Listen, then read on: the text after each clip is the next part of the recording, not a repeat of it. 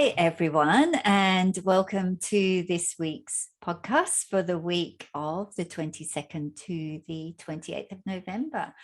Hi, Denny. How are you and how's your week been? Oh, well, I'm sitting up here in Byron hinterland, so I've only got good things to say at the moment. Yeah, it's it's been, gosh, it's like a time trap coming up here. When you're up here, you can't remember what came before. So I'm not sure if I can talk about my week, but I'm sitting with some girlfriends up here, so I'm feeling really happy and content. And it's the energy up here in Byron, the Byron hinterlands in particular, is just so beautiful. What about yourself? Well, I'm sitting here in a little bit of jealousy because I love that part of the world. It's one of my favorite places to go. So I totally understand the vibe you're sitting in there. And we were just discussing before we started the podcast how we're both feeling this sense of, I don't know, ickiness around the energy in Sydney at the moment, coming out of lockdown and the restrictions that we're still in and how long it's been going on. So yeah, I'm sitting in a bit of that at the moment. I found this week, it's been pretty intense and I've been getting kind of over it all, to be honest, over the wearing of masks, over the separation that we're all experiencing here at the moment. And yeah, it would be nice to escape from it. And it feels busier than ever. Like, I don't know whether we've just been living into this in this false sense of what it was like before, but to me, the traffic seems to be double what it used to be. It's so intense. And, I've noticed planes in the sky again, which of course we haven't had too much of. And so, yes, the world's getting busy again. And it feels almost like we're going back. And I don't want to go back into where we were. I want to move forward into something new. So yeah, it's been an interesting week of sort of feeling into all of that. I'm sure some of our listeners will have been feeling that too.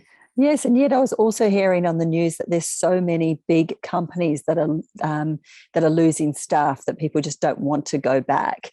That there's been a real shift in where people are wanting to live and how people are wanting to live. So I think that we're just in that uncomfortable place.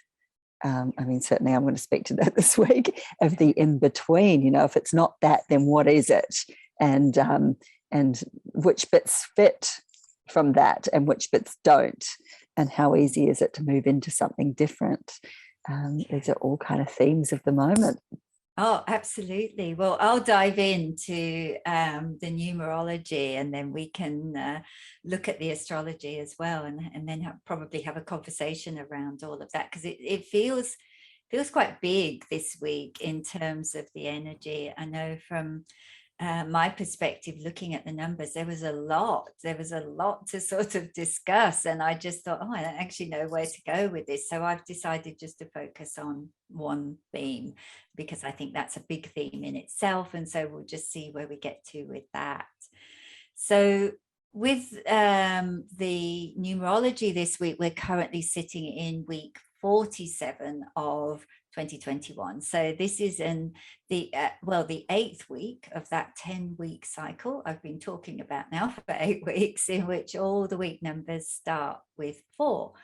So we're still being very heavily influenced, of course, by that 4 archetype, which brings us into really the energies of restriction and endurance and determination and perseverance. And this energy always feels like hard work and brings a sense of just keep going. And I know I've been feeling that. I know a lot of my clients have been feeling that as well, and a lot of people have been feeling quite tired by it all, and just when is it going to end? That kind of energy. And we've got a couple more weeks of that we're sitting in, but we should start to see that shift, I think, as we start to come to the end of that 10-week cycle. So, the influence of that archetype is really going to start to diminish as we move into the influences of the 5 archetype, which will really see out 2021, because that's the last, few weeks of December. So in week 47, we're also working with the 7 archetype. That's also supporting you. And that brings in the energies of really the logical mind, learning, expertise, and intellect. But it's also about spirituality, intuition, and seeking your answers from deep within yourself. So when these two numbers are added together, we get 11. And 11 is a master number, 11 or double one. So as November is the 11th month of the year, then the energy of this master number is really amplified this week. So we've got another 11-11 situation. And then, 11 reduces down to 2. And so you will also be feeling the influences of that archetype this week as well. So the numerology in itself is quite intense and there's a lot going on, but that's why I'm going to focus mainly just on one of the particular aspects that the week ahead I feel is going to be probably one of the ones that we notice more consciously over this week. And so I want to make that one more tangible. So I'm going to focus on the master number 11 or double one. So double one energy can really be referred to as the master intuitive number. It really represents illumination, insight, and, that beautiful channel to your subconscious. And the flip side of double one energy is that it can create inner conflict. And obviously, depending on where your own personal focus lies, it can lean towards fear and phobias that surface as well. So there's two sides to this energy. This master number, more than the others, really walks the edge between what I would call greatness and self-destruction. So, like that edge that you can walk on, you can go one way or the other. And, you're just as likely to tip over to one or the other as well this week. But when this energy is supporting you, it really holds great potential for inner growth and expansion. Really through the acceptance of your own intuitive understanding and your own spiritual truth. So it can really guide you into a deeper perception of what your own spiritual truth is. It also represents the ultimate expression of the masculine and feminine within. So when you think of one as, say, the masculine energy, and of course, in this case, doubled as the master number, and then consider that double one becomes 2, which is the most potent number of the feminine, you are likely, therefore, to notice this energy emerging this week as, I would say, the spiritual warrior within. So embodying the driven masculine energy along with the most intuitive and feminine energy of the goddess kind of brings up that spiritual warrior feeling that we can all embody from time to time. So that master number, double one, really brings your attention to the duality of the human experience. So it has the potential to push you through your own limitations and deepen your spiritual understanding of self. So it may bring your focus this week to themes around, well, let's say physical and spiritual, where you sit in both of those, or shadow and light, or ignorance and enlightenment, for example. They're just examples, but the duality within yourself around different themes. So look out for how that surfaces for you this week. A few ways that you can work with the influences of this energy are really to, well, firstly, bring your focus to your masculine and your feminine aspects. Sometimes we just kind of go into a particular one, depending on which one we're more naturally predisposed to work with. But if we actually bring our focus to ourselves, we can sometimes see that maybe working with the other energy will be more beneficial in a certain situation or experience. So, this is a case of really acknowledging that your masculine offers, say, power, and assertiveness and leadership. That's how we can work with that energy. Whilst the feminine is all about, or more about, not all about, but more about emotional sensitivity and connection and love. So notice where you may need to kind of lean into one of those energies a little more consciously to bring balance into your experience. So, we can think of it as, say, one example would be your masculine is the negotiator, whilst your feminine is the mediator. And so which one do you need to work with in a situation to get the best out of it, or the most positive outcome for yourself? So your power this week really comes, I think, from acknowledging that you have both of these energies within you, and then consciously choosing which one to work with that is most aligned to the situation that you're in, and not necessarily the one that you would normally work with and the one that you'd normally go into. So another way to work with this 11-2 energy is that it's likely to bring up themes that are related to emotional enmeshment, and it will bring those up to the surface. So one, if you think of one being about independence, it's all about the I am, and two is about relationship and connection to other people.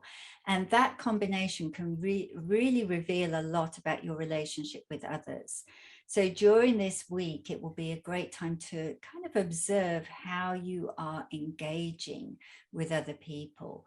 What are maybe the constant themes that keep surfacing for you at the moment when you're in relationship with others, and where you might need to show up differently in that relationship, or maybe where you're being guided to address or heal some of your own feelings around, let's say, worthiness, for example. That might be one of the ways that it plays out. So really be prepared this week for intense ups and downs, because 11-2 energy always brings in the extremes of both. So, you're going to have high highs and low lows. And the beauty is knowing that it will pass. It will pass. This is just something you're going to go through this week. And so, you may experience disturbed sleeping patterns. You may feel very energetic, but then equally, you might find you struggle to get out of bed the next day. So, be prepared for all that. And I think knowing what to expect can actually just really help you to flow with it in a more conscious way, rather than, battling against it. Sometimes we try and just resist it rather than go with it. So yeah, that's the perspective I'm bringing this week, Denny. How about you and the astrology that you have to share with us? Well, first of all, I can definitely relate to the need to do things differently, to do things in a way that doesn't necessarily feel comfortable, or the way that I would normally deal with a situation. That I can very much relate to that. I'm not sure how the astrology fits in with yours, but I'll just go where I was led and see how that pans out. So in the 22nd to the 28th, we're sitting between the two eclipses. We've just had the full moon eclipse in Taurus, and we're heading to the solar eclipse in Sagittarius. So it's a swapping, as I said last week, between the two axes on the astrological wheel. But right now we're in this phase of the in-between, so it can feel a little bit like this liminal space. But actually being between eclipse season it's an active liminal space. It's a transition, but that can feel like there's lots almost happening behind the scenes. There's not a lot of that we need to do, rather than just kind of be and allow the changes to happen as they will in this really potent time that we're sitting in. The card I chose this week is the Bardo, which, as you can see, is a big eyeball with the whole little skulls around it. It's the liminal space, it's the in-between, or the transition. And it has a sense of depth to it. There's a sense of, like I say, things happening there. It's almost like there's there's a the veils are very thin, so you may be open to receiving messages from the other side. There may be some ancestral patterning that's coming up for you. There may be messaging in the ancestral patterning. We've just come out of Vesta sitting on the South Node, and obviously between eclipse season, we're very much working with the nodes, and they're the nodes of fate. So it's our South Node is what we brought in with us, or our karma, old patterns, comfortable ways of being. It is where we sit comfortably because we've been in that space for many lifetimes. And then we're moving to this North Node place, which is our Dharma, or what we're here to bring in, our purpose. And our purpose doesn't necessarily need to be a work thing. It can be something that I'm opening myself towards in this life. So those two places, South and North Node, for those who can get their charts, having a look at those two places and seeing what's been activated for you, what's in those two houses, or maybe finding someone who knows more about it and finding out about your chart. There is this space in this place for healing, and there's a place for receiving messages. It's also a place where the card itself put it so beautifully. It's a place where we can forgive what maybe was previously unforgivable, to say things that maybe have always been difficult to say, to see things that we've never previously been able to see, to love places that we've really been not been able to access or put love to. So it really does feel like an incredibly transformational place, in spite of the fact that it's like a place in between. This week we have big Sagittarian energy. We've got the sun entering Sagittarius at the beginning of the week. And Sagittarius is the space of higher learning, of travel, of it may even be traveling in our minds to places that we, about things that we are interested in. Jupiter rules Sagittarius, and Jupiter is the planet of expansion. So we may be feeling a little bit of more freedom than we have in a long time, with the sun going into Sagittarius. We then have Mercury entering Sagittarius, and then both the sun and Mercury have aspects with the South and North Node. So the sun is our identity, our ego, and Mercury is the planet of communication. So it feels very much like there could be things coming up between these two places, between these two poles. And I think you said it, Fee, in the way that we've already done things and the way we want to maybe do things differently. And that can be a switch between our South Node and our North Node. The South Node feeling comfortable, and the North Node feeling like it's not something that I've been in before. So I need to actually change things up in order to be that way. And that certainly feels like what we're sitting in and what we discussed at the beginning of the call, Fee. Here we are coming towards that last Saturn and Uranus square, that place between the way things have always been and this place of knowing we need to change, but also trying to find balance or where we sit. So here we are opening up in the world, like Sydney's opened up and everybody's going back into the cities. And it's like, what, again, the same theme of how do we change things up, but still maintain, like, you can't just suddenly have disorder and all the companies fold and nobody go back to work ever. There's got to be some kind of balance. What is that middle ground, or what is the transitional ground between what's always been and where we're moving? I don't know that we've got the answers for that, but just to sit in the questioning of that, knowing that the answers will come, feels like the space we're in at the moment. I think that 2022 will have big changes, And we're just in the discovering where we sit in that at the moment, and discovering how we want to enter 2022, what energies we want to bring to us, and what we need to clear to make space for new ways of being. I also want to bring up something that's happening at the end of the week, because this felt like fun. At the end of the week, there's this conjunction between, so conjunction is that they all come to the same point in the sky, between Vesta, which is our inner flame, between the sun, which is our identity, between Mercury, which is the way we communicate, and this other place called the path of fortune. And this is like it's like a really, it's like a moment that we could get big wins. It's like this little favorable slice that's come straight on the sun for everyone. So by the end of this week, on the 28th in Sydney, so that might be the 27th, depending on where you're listening to this, have a look at that day. It's going to be a lucky day. It's going to be the opportunity for there to be some really beautiful wins. So I thought that was quite a nice thing to bring in for a change, because we always do seem to be a bit big and heavy.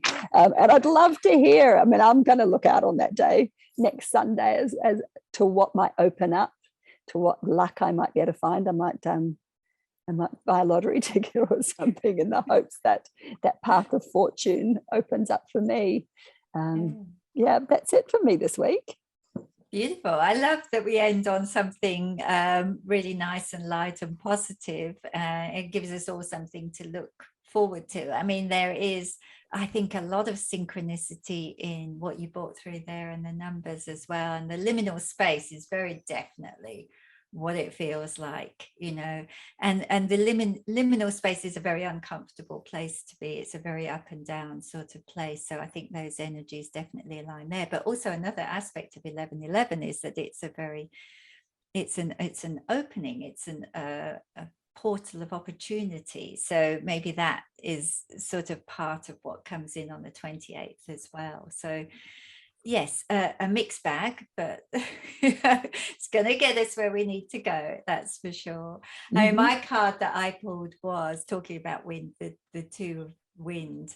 And, you know, I love that. I actually love the kind of picture, the image on that one. And it seemed to kind of represent, well, it says that it represents indecision or making challenging decisions. And I know that this is coming up for a lot of people at the moment. You know, we're making a lot of new choices for ourselves, and some of those new choices are challenging because they're very different to the choices that we've made in the past. So I think this card really helps to support that journey into new choices, and it helps us to remember to go inwards for that guidance, to really rely on your own intuition, and to keep diving inwards for your answers until you get the clarity that you need. And that, I think, is also a reflection of the energies this week as well.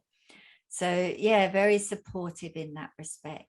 And then I just had my message from the Akashic Records for this week, which seemed to, I don't know, seemed to flow somewhat with the energies. So the message that I got this morning when I went into the Akashic Records was that the many twists and turns of the week ahead may not create the most comfortable journey. Taking the easiest path does not always lead you to the most beautiful destination. So choose your route with care and focus on where you really want to end up. Whichever path you decide to take, you will only ever land at the place that reflects the journey you have been on. So if you choose to take the path that is familiar to you, then you're likely to end up exactly where you've been before. Traveling the road less traveled is going to take you somewhere new and exciting. Beautiful. That seems to fit perfectly in with the reading this week, which is good. Thank you, Akasha. It's always grateful for that. Yeah. Well, I mean, I hope that everybody has a beautiful week ahead, and it looks like it's going to be a very interesting week. We'd love to hear of anybody's experiences or comments, or anything that you would like to add into these energies. We're always open to hearing that as well. Or sharing it with anyone that you think might get something out of it, just hearing a little bit about the week ahead. Absolutely. But have a good week.